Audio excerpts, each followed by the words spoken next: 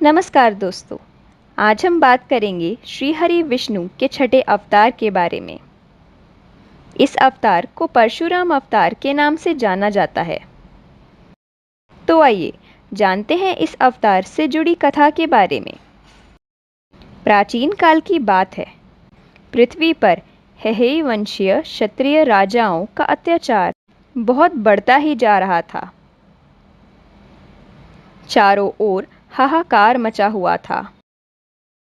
गौ, ब्राह्मण और यहाँ तक कि साधु भी असुरक्षित हो गए थे। ऐसे समय में भगवान विष्णु स्वयं परशुराम रूप में ऋषि जमदग्नि की पत्नी देवी रेणुका के गर्भ से अवतरित हुए। उन दिनों हेहई वंश का राजा सहस्त्रबाहु अर्जुन था। वह बहुत ही अत्याचारी और क्रूर शासक था। एक बार वह जमदग्नि ऋषि के आश्रम पर आया और उसने आश्रम के सभी पेड़ पौधों को उजाड़ दिया। जाते समय वह दुष्ट ऋषि जमदग्नि की गाय भी लेकर चला गया।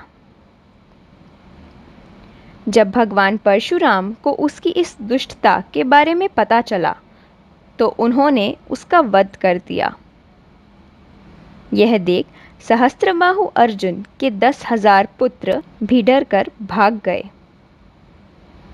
सहस्त्रबाहु अर्जुन के ये सभी पुत्र निरंतर अपने पिता के वध को याद करते थे। इसको याद कर उन्हें एक क्षण के लिए भी चैन नहीं मिलता था। एक दिन की बात है, परशुराम जी अपने भाइयों के साथ आश्रम के बाहर गए हुए थे। अनुकूल अवसर पाकर सहस्त्रबाहु के पुत्र वहां आ पहुंचे।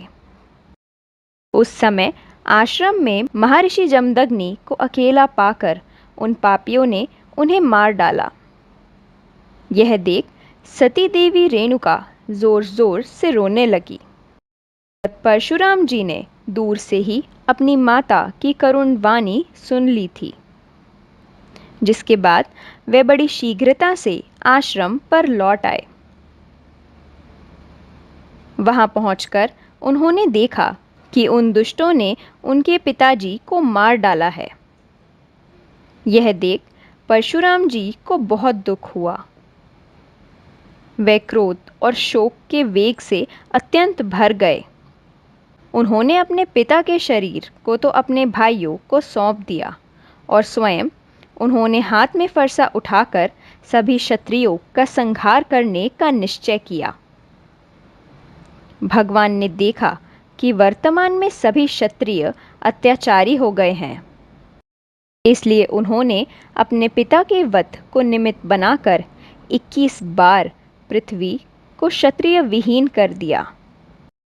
और इस प्रकार भगवान ने भृगुकुल में अवतार लेकर पृथ्वी का भार बने राजाओं का अंत कर जगत का कल्याण किया। तत्पश्चात भगवान परशुराम जी ने अपने पिता को पुनः जीवित कर दिया। जीवित होकर वे सप्तऋषियों के मंडल में 7वें ऋषि बन गए। अंत में भगवान यज्ञ में सारी पृथ्वी को दान कर महेंद्र पर्वत पर तपस्या करने चले गए। कहा जाता है कि भगवान परशुराम चिरंजीवी हैं और वह आज भी इस पृथ्वी पर उपस्थित हैं। क्या आप बाकी के 6 चिरंजीवियों के नाम जानते हैं? कमेंट करके अवश्य बताइएगा। तो यह थी भगवान परशुराम के अवतार की कथा। अगर आपको वीडियो अच्छी लगी हो तो वीडियो को लाइक कर चैनल को सब्सक्राइब अवश्य करें। साथ ही बेल आइकन को प्रेस कर दे ताकि आगे आने वाली वीडियोस के नोटिफिकेशन आप तक सबसे पहले पहुंच सके। तो जल्द ही मिलते हैं भगवान विष्णु के अवतार से जुड़ी एक और कथा के साथ। तब तक अपना ध्यान रखिए। जय श्री हरि।